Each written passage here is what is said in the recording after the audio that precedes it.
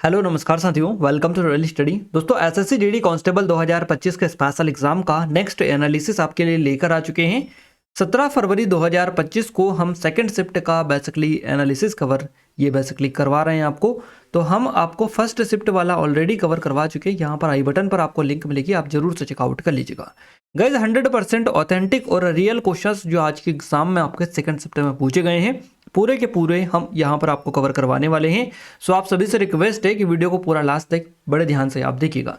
अगर आप चाहते हैं कि इन वीडियोस की प्रॉपर तरीके से आपको पीडीएफ मिल पाए तो आपको क्या करना है, एप्लीकेशन को डाउनलोड कर लेना है। यहाँ पर स्टडी मटेरियल में आपको पीडीएफ ऑलरेडी प्रोवाइड करा दी गई है, जो पहले की है वो बाकी की भी जल्द अपडेट करवा दी जाएगी। और अगर आप चाहते हैं कि पल पल की अपडेट आपको सबसे पहले अपडेट मिले, जो भी XYZ जो भी इश्यूज हो उनसे रिलेटेड या पीडीएफ से रिलेटेड जैसे ही अपडेट करते हैं तो तुरंत से टेलीग्राम पर हम अपडेट करते हैं। तो इसके लिए टेलीग्राम को ज्वाइन करके रखिएगा, डिस्क्रिप्शन में आपको लिंक मिल जाएगी। तो चलिए स्टार्ट करते हैं। हमारे आज के फर्स्ट क्वेश्चन से पहला क्वेश्चन पूछा गया सेकंड शिफ्ट में कि भारत के संविधान में 86वां जो संविधान संशोधन हुआ था ये कब हुआ था, लागू कब हुआ था, मतलब ये तो 2002 में ये हुआ था 86वां संविधान संशोधन। भारत के संविधान में 86वां संशोधन साल 2002 में लागू हुआ था और इस संशोधन के जरिए 6 से 14 साल के बच्चों को मुफ्त और अनिवार्य शिक्षा का अधिकार दिया गया था। इस संशोधन के तहत अनुच्छेद 21A जो है भारतीय संविधान में जोड़ा गया था, जो कि आपसे डायरेक्टली क्वेश्चन बनता है। क्वेश्चन इस तरह से बनता है कि जो अनुच्छेद 21A जोड़ा गया है ये किस संविधान संशोधन के तहत जोड़ा गया, तो 86वां संविधान संशोधन है। और कब जोड़ा गया है किस अनुच्छेद 21 से, तो ये जोड़ा गया 86वां संविधान संशोधन के तहत 2002 में। याद रखिएगा ये जो अनुच्छेद 21 है ना, 6 से 14 साल के बच्चों को मुफ्त और अनिवार्य शिक्षा का अधिकार इसके तहत दिया गया है और इस संशोधन के तहत अनुच्छेद 21A जोड़ा गया है। इस संशोधन के जरिए शिक्षा के अधिकार को मौलिक अधिकार बेसिकली बना दिया गया है और इस संशोधन के तहत राज्य 6 से 14 साल के सभी बच्चों को मुफ्त और अनिवार्य शिक्षा देने के लिए जिम्मेदार है। इस संशोधन के तहत माता पिता या अभिभावक को अपने बच्चों को 6 से 14 साल की उम्र के बीच शिक्षा के अवसर का जो है अवसर देने का मौलिक कर्तव्य है। तो ये चीज़ें हैं जो आपकी एग्जाम में बेसिकली ये पूछी गई है आज, जो कि हम कवर करवाना है। ये हमारी एसएससी जीडी वाली स्पेशल टेस्ट सीरीज है। अगर अभी तक आपने इनरोल नहीं किया है तो बेस्ट टाइम है आपके लिए ज्वाइन करने का, क्योंकि अभी भी एग्जाम में आपके लिए टाइम है। जिन लोगों का लास्ट में एग्जाम है उनके लिए सिर्फ 50 रुपये प्राइस है और ये 50 रुपये अगर आप परचेस करेंगे तो इससे कहीं अधिक का आप यहाँ से जो है ग्रो कर पाएंगे, यानी कि अपना जो स्कोर है यहाँ से काफ़ी हद तक आप इंक्रीज कर पाएंगे। तो आप एक बार जाकर जरूर से चेकआउट करिएगा। लेटेस्ट पैटर्न पर बेस्ड है पूरी की पूरी, और जो इंपॉर्टेंट टॉपिक है वो सारे यहाँ पर डाले हैं हमने, पीडीएफ वगैरह सब कुछ अपडेट करवा के रखी है, अप टू डेटेड है पूरा का पूरा। तो आप एक बार जरूर से लगा के जाइएगा एग्जाम से पहले। ये नंबर है, कोई डाउट है कुछ क्वेरीज तो कॉन्टैक्ट कर सकते हैं। सिर्फ 49 रुपये नाम मात्र के शुल्क पर आप जो है यहाँ से काफ़ी अच्छा परफॉर्म अपनी एग्जाम में कर सकते हैं, अगर इसकी मदद से आप अभी से इसको कवर करने लग गए तो एक बार जाकर जरूर से चेकआउट करिएगा, है ना। अगला क्वेश्चन है हमारा पीसी महालनोबिस किससे संबंधित है, तो ये सांख्यिकी से संबंधित है, स्टैटिक्स से इनका संबंध है। क्वेश्चन एक इस तरह से भी हमें मिला था कि पीसी महालनोबिस को क्या कहा जाता है, तो भारतीय सांख्यिकी का जनक इनको कहा जाता है। प्रोफेसर प्रशांत चंद्र महालनोबिस इनका नाम है, पूरा नाम पीसी महालनोबिस का प्रशांत चंद्र महालनोबिस। इनको भारतीय सांख्यिकी का जनक कहा जाता है। 29 जून 1893 को कलकत्ता में इनका जन्म हुआ और इनका जो जन्मदिन है, उनका जन्मदिन राष्ट्रीय सांख्यिकी दिवस के रूप में मनाया जाता है। तो याद रखिएगा, क्वेश्चन इंपॉर्टेंट है। राष्ट्रीय सांख्यिकी जो दिवस है ये कब मनाया जाता है, 29 जून को हर साल मनाया जाता है। किसकी याद में, तो पीसी महालनोबिस की याद में बेसिकली मनाया जाता है। प्रशांत चंद्र महालनोबिस, पीसी महालनोबिस को भारतीय सांख्यिकी का जनक माना जाता है और उन्होंने सांख्यिकी क्षेत्र में कहीं अहम योगदान दिए। उन्होंने महालनोबिस दूरी फॉर्मूले का विकास किया। इसका इस्तेमाल क्लस्टर विश्लेषण और वर्गीकरण में किया जाता है। उन्होंने बड़े पैमाने पर नमूना सर्वेक्षण करने के लिए तकनीकों की शुरुआत की और उन्होंने रैंडम सैम्पलिंग के तरीके का इस्तेमाल कर फसल की पैदावार का आकलन करने का तरीका विकसित किया। अगला क्वेश्चन पूछा गया है, एक क्रिकेट गेंद का जो वजन होता है ये कितना होता है, तो ये 155.9 ग्राम से 163 ग्राम के समथिंग ये बेसिकली होता है, बीच में होता है।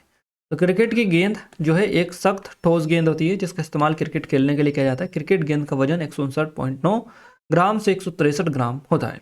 क्रिकेट की गेंद में एक कोर घाव होता है जिस पर डोरी लगी होती है और फिर एक चमड़े का आवरण होता है और निर्माण प्रथम श्रेणी के स्तर पर क्रिकेट नमूना जो कानून द्वारा है नियंत्रित किया जाता है। तो एक क्रिकेट गेंद का जो प्रक्षेप वक्र है ये जब हवा में और जमीन के बाहर गति के माध्यम से फेंका जाता है तो गेंदबाज की कार्यवाही और गेंद और पिच की स्थिति से प्रभावित होता है, जबकि क्रिकेट की गेंद पर इष्टतम स्थिति प्राप्त करने के लिए काम करना एक है क्षेत्र रक्षक पक्ष की महत्वपूर्ण भूमिका। अगला क्वेश्चन पूछा गया आपसे कि नील नदी कौन से भाग में स्थित है, यह नील नदी किस क्षेत्र में बहती है, इस तरह से क्वेश्चन पूछा गया। तो उत्तर पूर्वी अफ्रीका में आपको देखने को मिलती है नील नदी, यहाँ पर ही बहती है। नील नदी मुख्य रूप से उत्तर पूर्वी अफ्रीका का जो क्षेत्र है यहाँ पर ही बहती है और ये मुख्यतः मिस्र, इजिप्ट और सूडान के माध्यम से बहती है। वही अरब जो भूमध्य सागर है ये इसमें जाकर ये बेसिकली गिरती है। तो नील नदी जो है ये दुनिया की सबसे लंबी नदी है, याद रखिएगा। अफ्रीका की सबसे बड़ी झील विक्टोरिया जो झील है, इस झील से निकलती है ये, और ये मिस्र और सूडान का मुख्य जल स्रोत है। ये जो नदी है भूमध्य सागर में गिरती है और ये नदी दो सहायक नदियों से बनी है, व्हाइट नील और ब्लू नील। तो व्हाइट नील नील की प्राथमिक धारा है। अगला क्वेश्चन है किस पड़ोसी देश का राष्ट्रीय धर्म जो है इस्लाम है, या फिर भारत का पड़ोसी देश जो इस्लाम धर्म को मानता है उसका नाम पाकिस्तान है। क्लियर है, भारत का पड़ोसी देश जो इस्लाम धर्म को मानता है वो है पाकिस्तान। ऑप्शंस इस हिसाब से दे रखे थे तो आपका पाकिस्तान जो है करेक्ट आंसर रहेगा।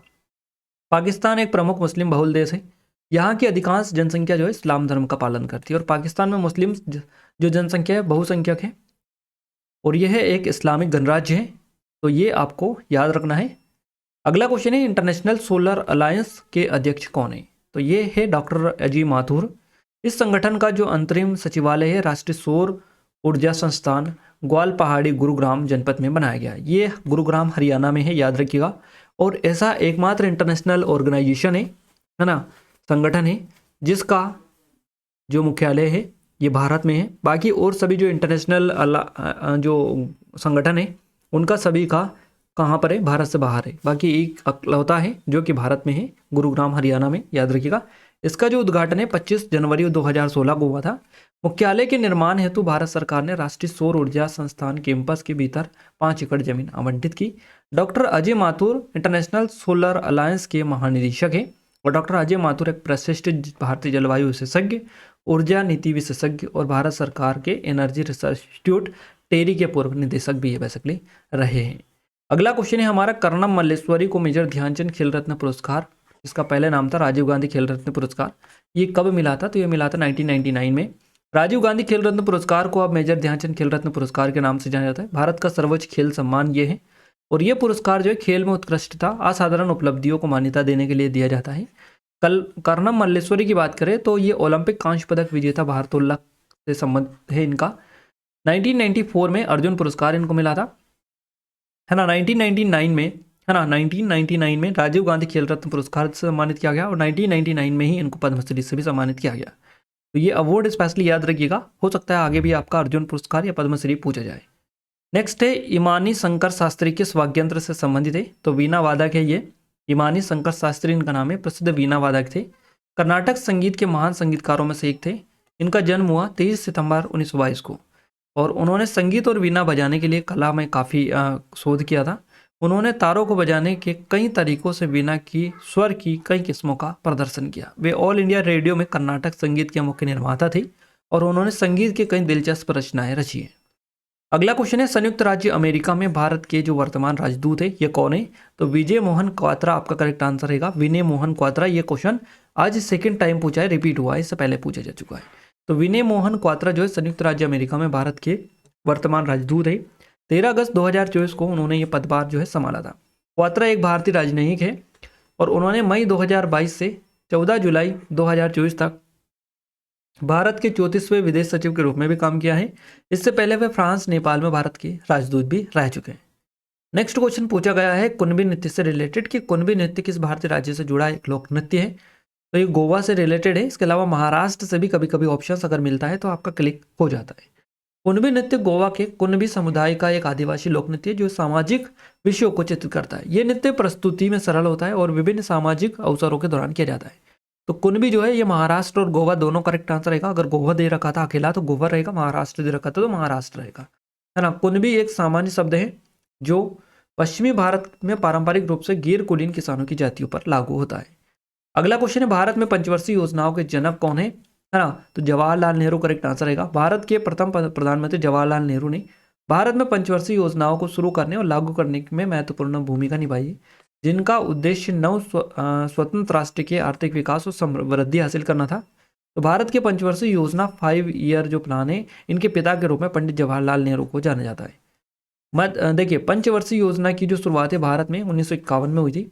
इसका उद्देश्य देश के आर्थिक सामाजिक विकास की दिशा निर्धारित करना था।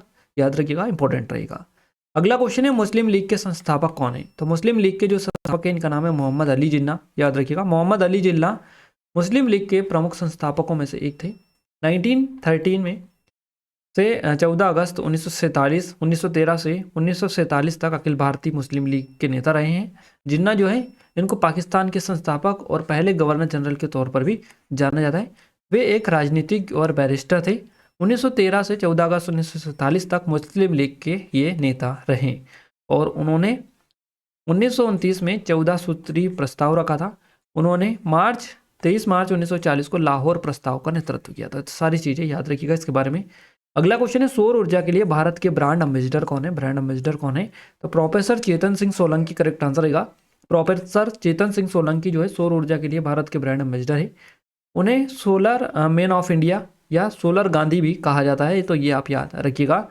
सोलर मैन ऑफ इंडिया या सोलर गांधी किसको कहा जाता है? प्रोफेसर चेतन सोलंकी को, जो कि भारत में सौर ऊर्जा के लिए ब्रांड एम्बेसडर है। आईआईटी बॉम्बे में एनर्जी साइंस के प्रोफेसर है ये, है ना। मध्य प्रदेश सरकार के सौर ऊर्जा के ब्रांड एम्बेसडर भी ये हैं और भारत सरकार के भी सौर ऊर्जा के ब्रांड एम्बेसडर हैं। वे सौर पाठ्यक्रम विकास के लिए CBSE और AIC, है ना, TE समिति के अध्यक्ष हैं। इसके अलावा पर्यावरण शिक्षा पर राष्ट्रीय फोकस जो समूह है, इसके सदस्य भी ये हैं। तो याद रखिएगा, इतने सारी चीज़ों के ये हेड है। अगला क्वेश्चन हम देखते हैं, उससे पहले ये हमारी ई बुक है ना, TCS के लेटेस्ट क्वेश्चंस वाली। सिर्फ 25 रुपीज़ की प्राइस पर अभी आपको अगर परचेस करेंगे तो मिल जाएगी। 25 रुपये में 1500 से अधिक क्वेश्चंस यहाँ से आपके लेटेस्ट पैटर्न के कवर हो जाएंगे, पूरे के पूरे, जो अभी SSC और रेलवे का लेटेस्ट पैटर्न है। अगर आप RRB NTPC की भी तैयारी कर रहे हैं या RPF कांस्टेबल की भी एग्जाम देने जा रहे हैं, SSC के साथ साथ GD के साथ साथ, तो आप इसको जरूर से एक बार परचेस कर लीजिएगा, क्योंकि लेटेस्ट पैटर्न का सारा क्वेश्चंस यहाँ से आपका कलेक्ट हो जाएगा, सारा कवर हो जाएगा जो आपके एग्जाम में आगे बनने वाला है। तो आप जरूर से चेकआउट करिएगा। मात्र 25 रुपीज़ पे ये सारे आपको मिल जाएगा और बिल्कुल एडवांस तरीके से हर अध्यायवार प्रश्नों का इसमें समावेश है, जिस तरह से आपके एग्जाम में क्वेश्चंस बनते हैं उसी के अकॉर्डिंग, है ना। तो सारा अरेंजमेंट हमने डाला है, तो आप जाकर जरूर से चेकआउट करिएगा, डिस्क्रिप्शन में लिंक मिल जाएगी। अगला क्वेश्चन, नर्तकी नटराज किससे संबंधित है? भरतनाट्यम से इनका संबंध है। नर्तकी नटराज एक भारतीय ट्रांस महिला भरतनाट्यम नर्तकी है। 2019 में पद्मश्री से सम्मानित किया गया, जिससे वह भारत के चौथे सबसे बड़े नागरिक पुरस्कार से सम्मानित होने वाली पहली ट्रांसजेंडर महिला बन गई। नर्तकी नटराज भारत की एक प्रसिद्ध नटराज भरतनाट्यम नृत्यांगना है। इनका जो जन्म है तमिलनाडु का जो मदुरई है, इसके पास गांव में हुआ था। 2019 में पद्मश्री पुरस्कार से इनको सम्मानित किया गया। भारत में पद्मश्री सम्मानित होने वाली पहली ट्रांसजेंडर महिला ये है। और तंजौर स्थित जो नायकी भाव परंपरा है, इसमें विशेषज्ञता हासिल भी इन्होंने कर रखी है। आइए नेक्स्ट देखते हैं अगला क्वेश्चन। अगला क्वेश्चन है, देश राज्य योजना बोर्ड के अध्यक्ष के रूप में कार्य करते हैं, यानी कि राज्य योजना बोर्ड के अध्यक्ष के रूप में कौन कार्य करते हैं, या राज्य योजना बोर्ड का अध्यक्ष कौन होता है? तो मुख्यमंत्री करेक्ट आंसर यहाँ से आपका हो जाएगा। राज्य योजना बोर्ड राज्य सरकार के अधीन एक सलाहकार बोर्ड है और इसकी जो अध्यक्षता है राज्य के मुख्यमंत्री करते हैं। एक मुख्यमंत्री 28 राज्यों और कभी कभी एक केंद्रशासित प्रदेश में से प्रत्येक राज्य की सरकार का निर्वाचित प्रमुख होता है। भारत के संविधान के अनुसार राज्यपाल एक राज्य का मुखिया होता है, लेकिन वास्तविक कार्यकारी अधिकारी मुख्यमंत्री के पास में बेसिकली होता है। अगला क्वेश्चन है, वोहलर ने किस केमिकल पर प्रयोग किया था? तो इन्होंने यूरिया पर किया था। जर्मन रसायनज्ञ थे फ्रेडरिक वोहलर, है ना। इन्होंने अमोनिया साइनेट पर प्रयोग करके यूरिया बनाया था। तो ये जो प्रयोग है साल 1828 में हुआ था। इस प्रयोग को वोहलर संश्लेषण के नाम से भी जाना जाता है। वोहलर ने अमोनिया क्लोराइड में सिल्वर साइनेट मिलाकर अमोनिया साइनेट बनाया था, तैयार किया था। तो अमोनिया साइनेट एक अस्थिर लवण है। वोहलर ने अपने प्रयोग में लीड साइनेट से भी शुरुआत की थी। अगला क्वेश्चन पूछा है कुछ इस तरीके से, रे बुट्टा बुट्टी नृत्य या फिर उत्सव पूछा था कौन सा स्टेट में का है? ऑप्शंस थे उड़ीसा, हिमाचल प्रदेश और एक और था आपका जो कि अरुणाचल प्रदेश था, और इसके अलावा एक और था। क्लियर है? तो ये कुछ क्वेश्चंस इस तरह से मिला था, आप देख लीजिएगा। अगर इस तरह से होगा तो आप बता दीजिएगा, हमें एग्जैक्ट नहीं मिला है। एक केमिस्ट्री से क्वेश्चन पूछा गया था जो कि बता रहे थे कि बहुत टफ आंसर था, बहुत टफ था, और आंसर था उसका HCl उसका आंसर था। क्वेश्चंस जो भी हो। तो ये क्वेश्चंस जो कि हमने आपको कवर करवाए ये आज की आपकी इस शिफ्ट में पूछे गए सेकंड शिफ्ट में। क्लियर है? 100% रियल जो डेटा था हमारे पास में वो हमने आपको साथ आपके साथ शेयर किया है। अब हम हिंदी मैथ्स रीजनिंग को भी और फटाफट देख लेते हैं। क्लियर है? उनको भी फटाफट हम देख लेते हैं। ये हमारी एसएससी डीडी की स्पेशल टेस्ट सीरीज है। सिर्फ 49 रुपये के प्राइस पर अभी आपको मिल रही है, लिमिटेड टाइम है। अगर अभी तक आपने इनरोल नहीं किया तो बेस्ट टाइम है, बेस्ट डील है आपके लिए, है ना, इनरोल करने की। लेटेस्ट पैटर्न है पूरा का पूरा। ये नंबर है, कोई डाउट है कुछ क्वेरीज कॉन्टैक्ट भी कर सकते हैं। गाइस जो आरपीएफ कांस्टेबल वाले स्टूडेंट है जिनका एग्ज़ाम अभी जो एग्ज़ाम अभी देने जा रहे हैं 2 मार्च से आपके एग्ज़ाम स्टार्ट है, तो उन सभी के लिए मैं कहना चाहूँगा गाइस, आपको मैं गारंटी के साथ कह सकता हूँ कि ये जो टेस्ट सीरीज़ है आपको लेना ही लेना है। क्यों लेना है? आज नहीं तो कल आप लेना आपको पड़ेगा। क्यों लेना पड़ेगा? क्योंकि इतना एडवांस चीज़ है। आप नहीं तो आज नहीं तो कल, मैं लिख के दे सकता हूँ आपको कि आज नहीं तो कल एग्जाम, ड्यूरिंग एग्जाम में इस टेस्ट सीरीज़ को लेंगे। क्योंकि हम कुछ इस तरीके की चीज़ें इसमें डाउन करेंगे ना, जब एग्जाम आपका चलेगा कुछ ऐसा टॉपिक्स डालेंगे जो आपके एग्जाम में लगातार आने वाले, पहले भी अभी तक डले हुए हैं, बाकी और भी चीज़ें। तो आपने अगर अभी तक इनरोल नहीं किया तो करिएगा, अभी से ले लीजिएगा। सिर्फ 79 प्राइस है, इतनी ज़्यादा प्राइस नहीं है।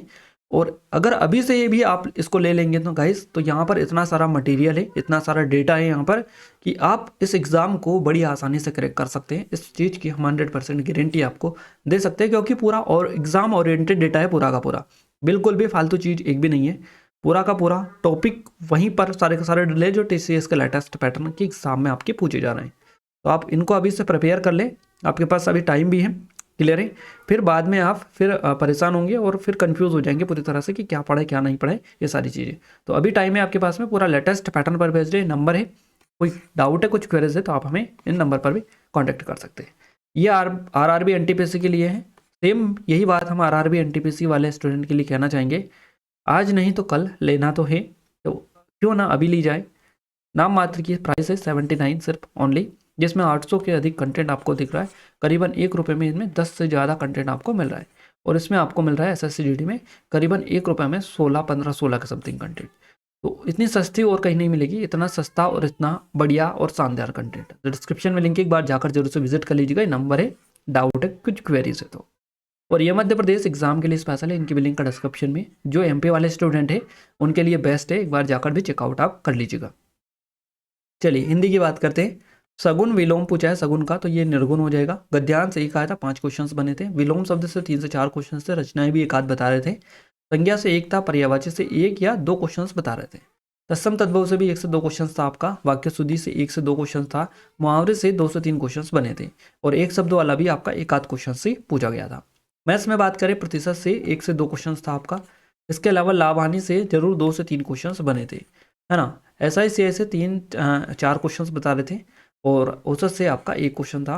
इसके अलावा एलसीएम एचसीएफ से 1 था। सिंप्लीफिकेशन से 2 से 3 क्वेश्चंस थे, है ना। रेशियो से भी आपका 1 आध क्वेश्चन था, 1 या 2 क्वेश्चन। इसके अलावा ट्रेन से आपका 1 आध क्वेश्चन इससे था, ट्रेन से, है ना। आयु से था 1 आध क्वेश्चन, एजेस वाला 1 से 2 क्वेश्चन। समय कार्य से 2 क्वेश्चन पूछे गए थे आपके। ब्लड रिलेशन, और अगर बात करें रीजनिंग में तो ब्लड रिलेशन से 1 क्वेश्चन था।